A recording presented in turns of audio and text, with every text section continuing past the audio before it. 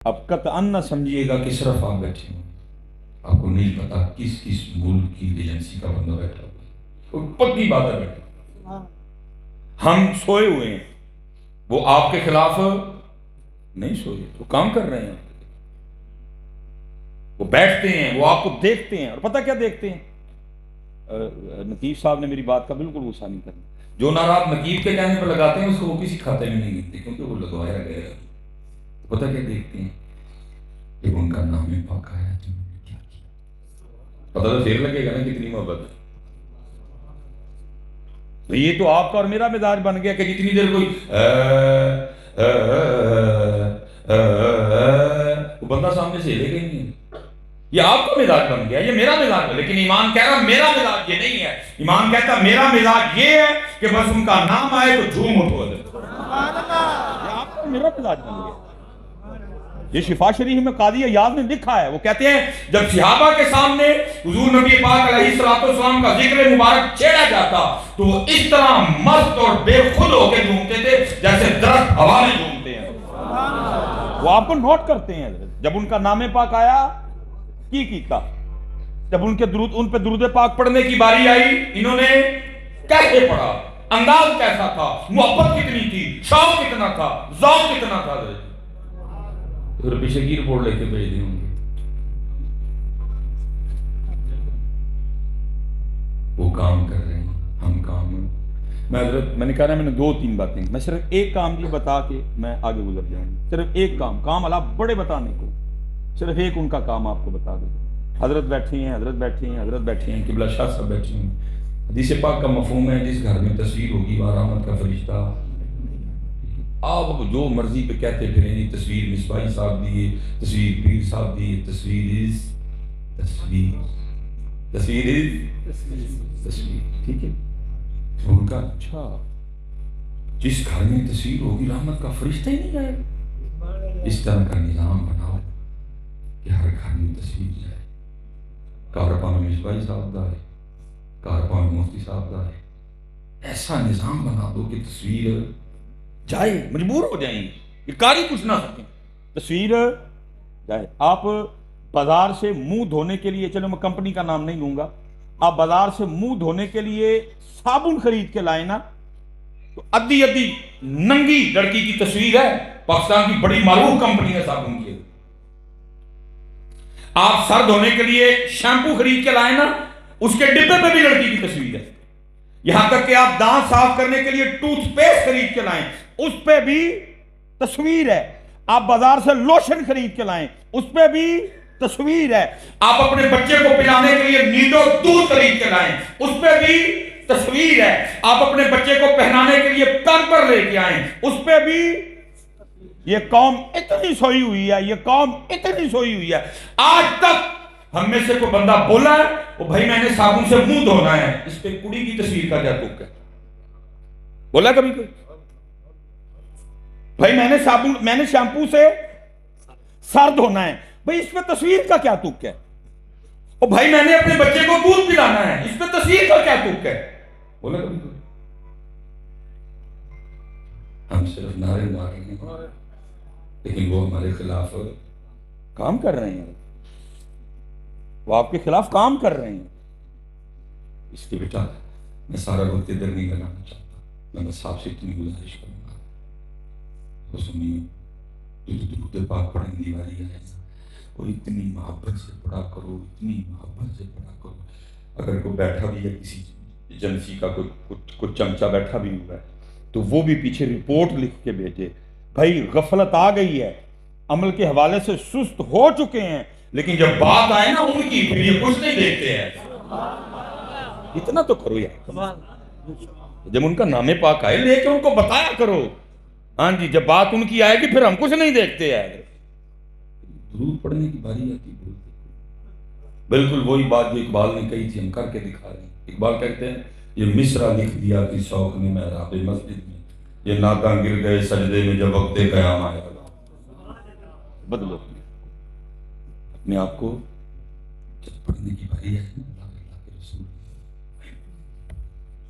پتہ لگے کسی نے پڑھا کرنے والوں نے تو بڑا کچھ کیا، ہم سے تو یہ بھی نہیں ہو رہا۔ یہ حضرت سیدنا سعد بن نبی وقاص رضی اللہ عنہ اور حضرت سیدنا عبداللہ بن جحش رضی اللہ، ان دونوں میں دوستی تھی. جب جنگ احد لڑی گئی نا، دونوں اکٹھے ہوئے آپس میں، کہنے لگے کہ حدیث پاک کا مفہوم ہے کہ جب مسلمان کسی دوسرے مسلمان کے لیے غائبانہ دعا کرتا ہے نا تو وہ دعا مقبول ہے. کل اسلام اور کفر آمنے سامنے ہوگا اور ایک دوسرے کے لیے دعا کرتے ہیں. یہ دونوں مسجد نبی شریف میں ایک کونے میں بیٹھے جناب سیدنا سعد بن نبی وقاص رضی اللہ عنہ اور ایک کونے میں بیٹھے حضرت سیدنا عبداللہ بن جحش رضی اللہ عنہ. پہلے جناب سیدنا سعد رضی اللہ تعالیٰ نے دعا کی.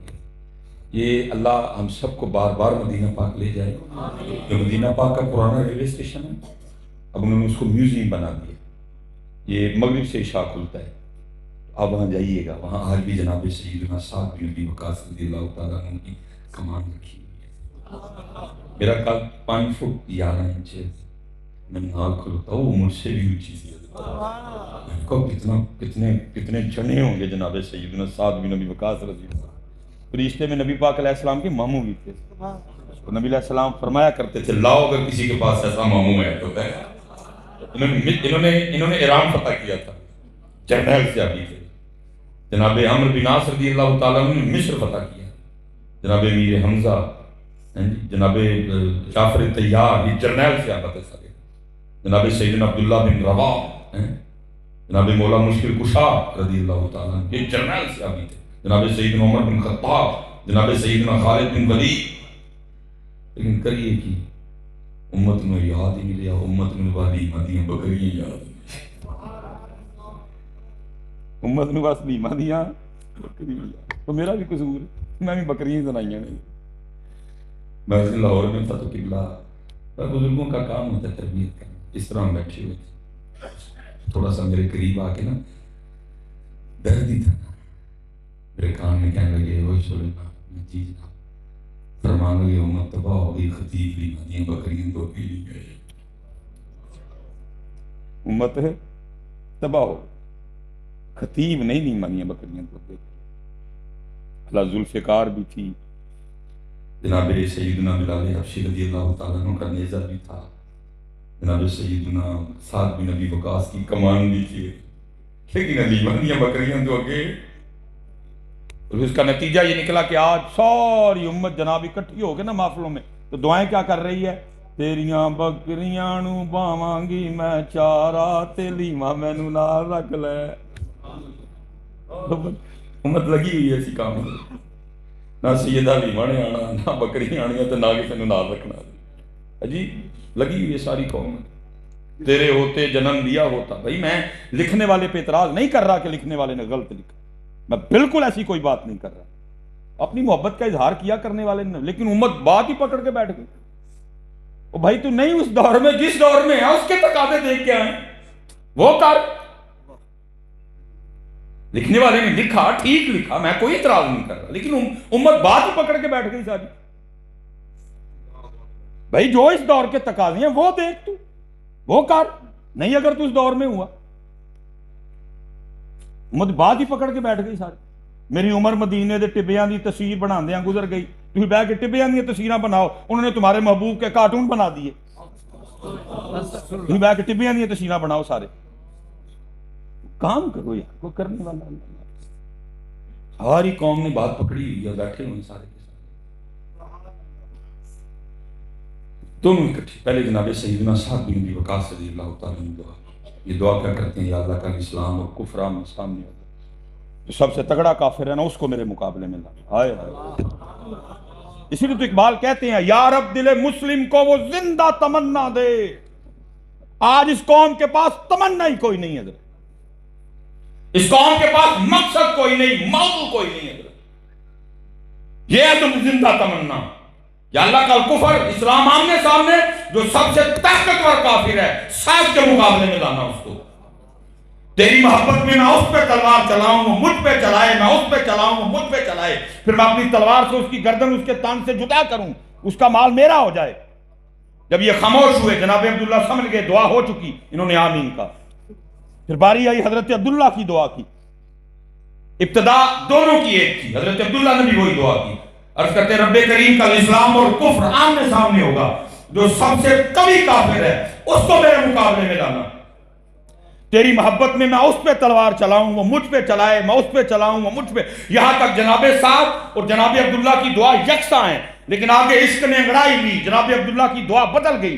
پھر آپ کیا کہتے ہیں؟ وہ اپنی تلوار سے میری گردن میرے تن سے جدا کرے، پھر وہ میرا ناک کاٹے، پھر وہ میرے کان کاٹے، اور بروز قیامت اسی طرح میں تیرے حال میں اسی حال میں تیری بارگاہ میں پیش کیا جاؤں، گردن کٹی ہو، سر کٹا ہو، ناک کٹا ہو، کان کٹے ہوں، تو مجھے پوچھے اے عبداللہ تیرے ساتھ یہ سلوک کیوں کیا گیا، اور میں آگے شرح کروں تیرے اور تیرے محبوب کی محبت میں کیا گیا.